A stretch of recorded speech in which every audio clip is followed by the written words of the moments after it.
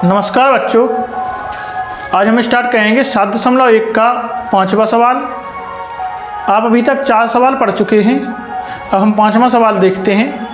5वां सवाल है, किसी कक्षा में 4 मित्र बिंदुओं ए, बी, सी और डी पर बैठे हुए हैं।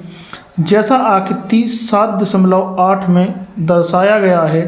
चंपा और चमेली कक्षा के अंदर आती हैं और कुछ मिनट तक देखने के बाद चंपा चमेली से पूछती है, क्या तुम नहीं सोचती हो कि ABCD एक वर्ग है? चमेली इससे सहमत नहीं है। दूरी सूत्र का उपयोग करके बताइए कि इनमें कौन सही है। हमें बताना है इसमें कि जो ABCD जो दिए गए हैं चित्र में, हमें आकृति में, जे वर्ग हैं या नहीं हैं। तो यहाँ पे आपको जो A बिंदु दिख रहा है, A दिख रहा है हमें यहाँ पे आकृति में, जो जिसका मान कहलाएगा, A का मान क्या कहलाएगा? A का मान कहलाएगा, सबसे पहले लेंगे स्तंभ, क्योंकि पहले x अक्ष लिखा जाता है निर्देशांक में और उसके बाद y अक्ष लिखा जाता है। इसलिए हमारा जो x का मान होगा यहाँ पे, तो a का मान कहलाएगा, a के जो निर्देशांक बिंदु कहलाएंगे वे कहलाएंगे 3, क्योंकि जो a बिंदु है जो आप देख रहे हैं यहाँ पे 3 रेखा x जो स्तंभ है 3 स्तंभ पे है और जो पंक्ति है ये पंक्ति 4 पंक्ति में है।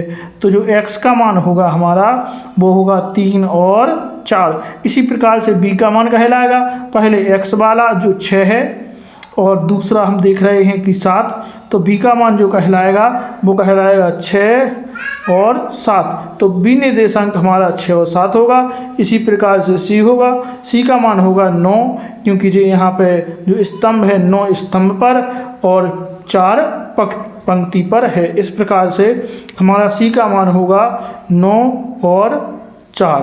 हाँ, अब d रह गया, तो d का मान होगा, पहले 6 लिखा जाएगा, इसके बाद 1 लिखा जाएगा।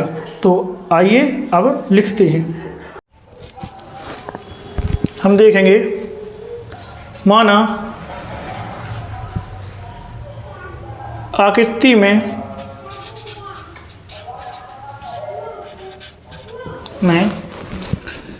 x अक्ष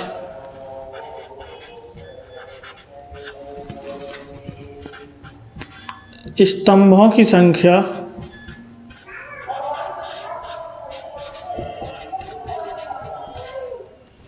तथा y अक्ष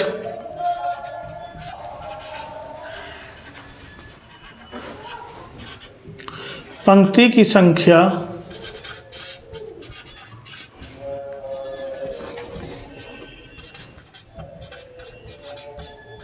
प्रदर्शित करता है।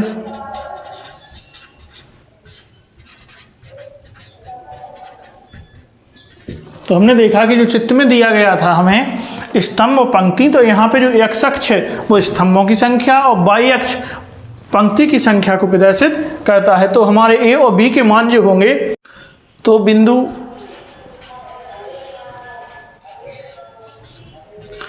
a का जो हमारा मान होगा वो 3 और 4 कह रहा है, क्योंकि जो सबसे पहले हमारा होगा मान स्तंभों का और उसके बाद जो मान होगा वो होगा पंक्ति का।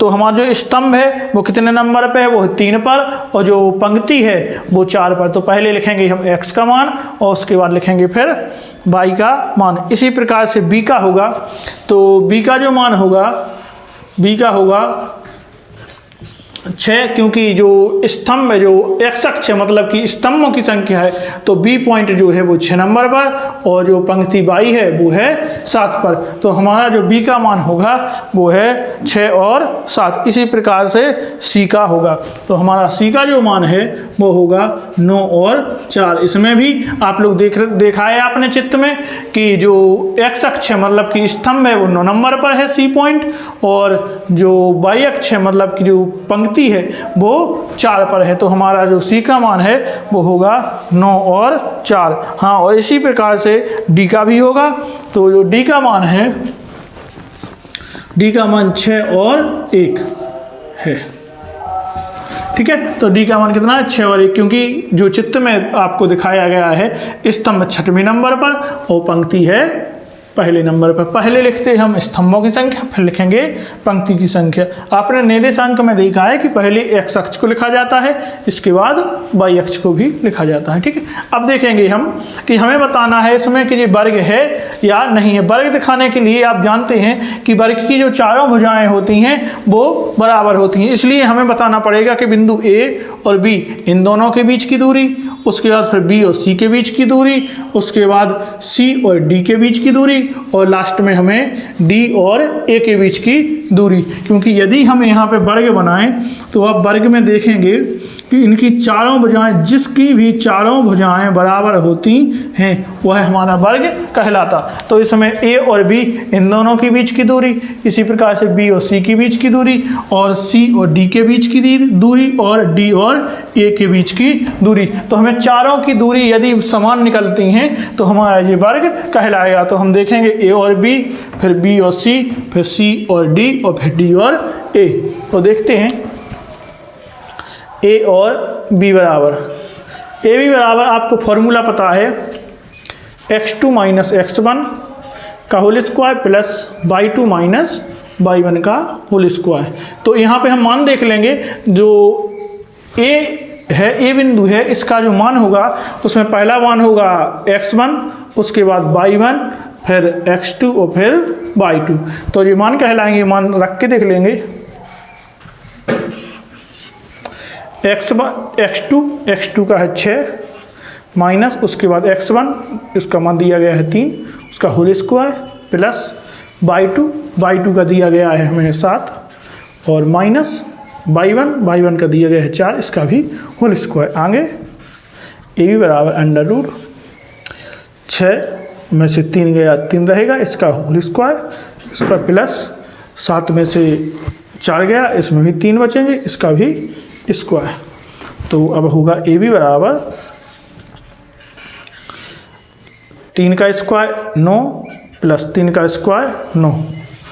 तो ए बी बराबर 9 और 9 कितने हो जाएंगे हमारे 18 हो जाएंगे। तो ए बी का हमारा मान कितना निकलेगा, ए बी का मान निकलेगा, या यहीं पे रहने देते हैं, ए बी बराबर हमारा मान आ गया है 18। तो हमें ए बी का मान प्राप्त हो गया। अब हम निकालेंगे बी और सी का। तो अब हमारे जो एक्स और वाई के मान हैं वो हट जाएंगे, हमें देखना है बी में और सी में। तो यहाँ पे देखेंगे बी सी बराबर फॉर्मूला यही लिखेंगे, x2 माइनस x1 का whole square plus y2 minus y1 का होल स्क्वायर। आप सवाल को देखते चलें। तो बी सी बराबर होगा यहाँ पे अंडर रूट फॉर्मूला x2, तो यहाँ पे हमारे जो x1 कहलाएगा जे y1, जे x2 और जे y2। तो x2 का मान कितना है, x2 का मान है 9 माइनस x1 का मान कितना है 6, इसका होल स्क्वायर प्लस इसी प्रकार से y2 का मान है 4 माइनस y1 का मान कितना है 7। तो y1 का 7 का स्क्वायर। देखेंगे बी सी बराबर 9 में से 6 गया, कितना गया 6 गया, तो 3 रहा, 3 का स्क्वायर प्लस यहाँ पे हम देखेंगे 4 में से 7 जाता नहीं है, तो 7 में से 4 जाएगा, तो कितना बचेगा माइनस का 3 का होल स्क्वायर। तो बी सी बराबर अंडर रूट 9 प्लस 9 और 9 देखेंगे तो कितना होगा अंडर रूट 18। तो बी सी का मान भी हमारा कितना आ गया 18 आ गया है। तो यहाँ पे ए बी और बी सी इन दोनों भुजाओं के मान कैसे आ गए हैं, समान आ गए हैं। अब हम देखेंगे अगली भुजा सी और डी भी समान है या नहीं है। तो जो मान है जे एक्स वाई के जे अब चेंज हो जाएंगे, बदल जाएंगे। तो सी डी बराबर होगा formula under root x2 minus x1 का whole square plus y2 minus y1 का होल स्क्वायर। अब इसमें आप देखेंगे कि जे x1 जे y1 और जे x2 और जे y2 कहलाएगा। तो आप देख सकते हैं सी डी बराबर अंडर रूट x2 का मान कितना है 6 माइनस x1 का मान कितना है 9, तो 6 माइनस 9 का होल स्क्वायर प्लस y2 का मान है 1, माइनस y1 का मान है 4, तो इसका भी होल स्क्वायर। सी डी बराबर अंडर रूट, यहाँ पे बचेगा -3 का होल स्क्वायर प्लस यहाँ पे बचेगा, यहाँ पे भी -3 बचेगा, उसका होल स्क्वायर। आगे सी डी बराबर अंडर रूट 3 त्रिका 9 प्लस 3 त्रिका 9 बराबर कितना आया, अंडर रूट 18। तो हमें तीन भुजाओं के मान अभी समान मिल गए हैं। अब चौथी भुजा देखते हैं, डी ए बराबर। तो नीचे डी ए बराबर देखेंगे, डी ए बराबर देखेंगे, फॉर्मूला होता है x2 माइनस x1 का whole square plus y2 minus y1 का होल स्क्वायर। अब आगे देखेंगे, डी ए बराबर होगा हमारा अंडर रूट x2 का मान क्या कहलाएगा, यहाँ पे मान चेंज हो जाएगा इनके, तो jx1 jy1 इसी प्रकार से x2 और jy2 कहलाएगा। तो x2 का मान कितना है, x2 का मान है 4, तो यहाँ पे होगा 4 माइनस x1 का मान कितना है 6, 4 माइनस 6 का होल स्क्वायर और आगे प्लस y2 का मान कितना है, y2 का मान है 9। यहाँ पे जो x2 का मान है वो कितना होगा, x2 का मान होगा 3, क्योंकि यहाँ पे 3 दिया गया है। हाँ, y2 का मान दिया गया है 4, तो y2 का है 4 माइनस y1 का मान कितना है 1, इसका भी होल स्क्वायर। ठीक है भाई। हाँ, आगे देखेंगे तो डी ए बराबर होगा अंडर रूट, यहाँ पे कितना बचेगा, -3 का स्क्वायर प्लस यहाँ पे कितना बचेगा, यहाँ पे बचेगा, यहाँ पे भी माइनस, हाँ यहाँ पे बचेगा प्लस का 3, उसका होल स्क्वायर, क्योंकि यहाँ पे माइनस का 6 था, उसमें से प्लस का 3 गया, माइनस बचा, यहाँ पे प्लस का 4 था और 1 गया माइनस का, तो 3 बचा। आगे डी ए बराबर अंडर रूट 3 त्रिका 9 प्लस 3 त्रिका 9 कितना आया 18।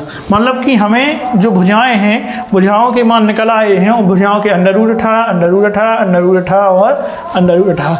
मतलब हमारी जो चतुर्भुज है इसकी चारों भुजाओं के मान समान निकले हैं। लेकिन यदि किसी चतुर्भुज के चारों भुजाओं के मान समान है तो वो चतुर्भुज तो कहलाएगा, लेकिन उसकी चारों भुजाएं भी समान है, लेकिन वो वर्ग नहीं कहलाएगा। क्यों?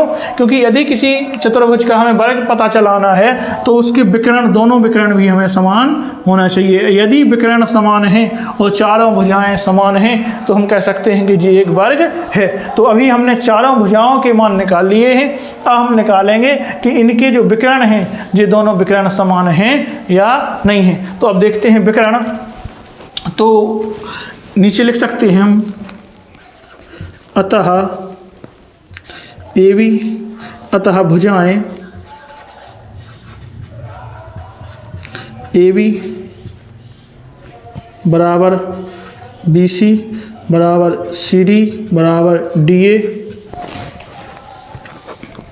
तो विकर्ण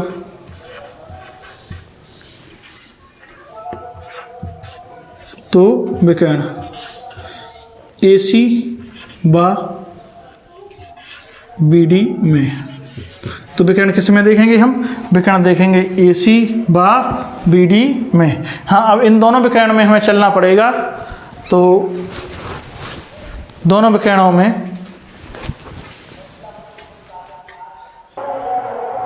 हाँ, इसमें देखते हैं, यहाँ पे आपको दिख नहीं रहा होगा, यहाँ पे देख लेते हैं। तो हमें मान निकालना है विकर्णों के। तो विकर्ण हमारे क्या क्या हैं,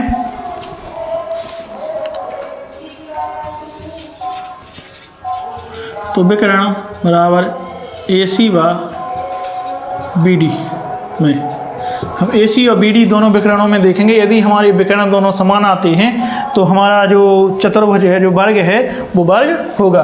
तो देखते हैं, ए सी बराबर,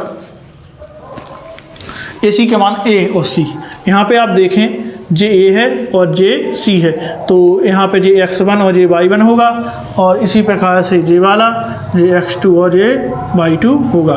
तो फॉर्मूला हमारा होता है x2 माइनस x1 का whole square plus y2 minus y1 का होल स्क्वायर। तो ए सी बराबर होगा अंडर रूट x2। अब यहाँ पे x2 का मान क्या होगा, x2 का मान होगा हमारा 9, तो 9 माइनस x1 का मान होगा 3, ये आपको दिया गया है, तो x1 का है 3 का होल स्क्वायर, x1 का 3 और x, ठीक है। और इसी प्रकार से आगे प्लस y2 का दिया गया है 4 माइनस y1 का कितना दिया गया है, y1 का भी दिया गया है 4, ठीक है। तो y1 का भी 4 और x1 का भी 4, इसका भी होल स्क्वायर। आगे इसी बराबर अंडर रूट 9 में से 6 गया, कितना बचा, 6 बचा, 9 में से 3 गया, 6 बचा, प्लस यहाँ पे 4 में से 4 गया, कितना बचा, 0 का स्क्वायर, मतलब कुछ नहीं होगा, तो 6 का स्क्वायर। तो AC बराबर 6 छंग 36, तो अंडर रूट कितना आ जाएगा 36। तो AC बराबर, AC का हमारा जो मान निकला वो कितना निकला है, AC का मान निकला आया है 36। आगे देखते हैं, अब AC का हमारा मान कितना हो गया, AC का मान हो गया है 36। आगे देखते हैं, आगे करेंगे। अब पहला विकर्ण हमारा AC निकल आया है, इसके बाद BD। अब BD देखेंगे, अब BD के जो मान होंगे वो है B और D बराबर, B और D बराबर होगा B है यहाँ पे और D है यहाँ पे, तो J होगा x1 और y1, इसी प्रकार से J होगा x2 और y2, x1 y1 यहाँ पे x2 और y2। फॉर्मूला होता है हमारा कोष्टक x2 माइनस x1 का whole square plus y2 minus y1 का होल स्क्वायर। तो BD बराबर है अंडर रूट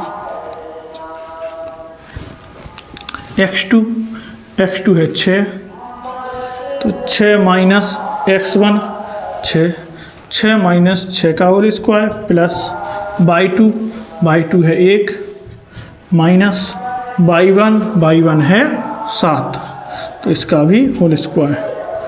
BD बराबर होगा अंडर रूट 6 में से 6 गया, 0 का स्क्वायर कुछ नहीं होगा, 0 ही होगा। इसी प्रकार से प्लस माइनस 6 यहाँ पे बचेगा माइनस 6 और माइनस 6 का होल स्क्वायर, तो कितना आएगा, माइनस 6 का होल स्क्वायर यदि हम निकालेंगे तो आएगा 36। तो हमें यहाँ पे देखेंगे कि जो विकर्ण है दोनों AC और BD, तो AC बराबर भी 36 होगा और BD बराबर भी 36, अतः हमारे दोनों विकर्ण कैसे हैं, समान हैं। तो नीचे लिख सकते हैं कि AC बराबर BD। तो हाँ, अब हमें पता चला है कि जो हमारा चतुर्भुज है उसमें हम देखेंगे AB बराबर BC बराबर CD बराबर DA, चारों भुजाएं समान हैं और दोनों विकर्ण भी समान हैं, अतः यह एक वर्ग है। तो क्या है, अतः यह एक वर्ग है। तो हम कह सकते हैं कि जी क्या है, एक वर्ग है। और उसमें नीचे ये भी दिया गया था कि किसने कहा था कि वर्ग है, तो चंपा ने कहा था कि ये क्या है, एक वर्ग हो सकता है। तो हम ये भी लिख सकते हैं कि अतः चंपा सही है। तो कौन सही है, चंपा सही है। आप फिर से देख लें एक बार, हमें दिखाना था कि जो आकृति दी गई है उस आकृति में जो चंपा और एक दूसरी जो चमेली, तो चंपा और चमेली में से कौन सही है। एक ने कहा था कि ये वर्ग है और चमेली ने कहा था ये वर्ग नहीं है। तो हमें दिखाना है, यदि हमें कोई भी वर्ग दिखाना है तो उसमें हमें बताना पड़ेगा कि उसकी चारों भुजाएं समान और दोनों विकर्ण भी समान। तो हम भुजाओं के लिए AB में चले पहले, तो इसका भी मान अंडर 18 निकला। उसके बाद BC में चले, यदि आपको यहाँ पे जो BC नहीं दिख रहा है तो आप यहाँ पे भी लिख सकते हैं। यहाँ पे हम देख सकते हैं कि इसका जो मान है अंडर रूट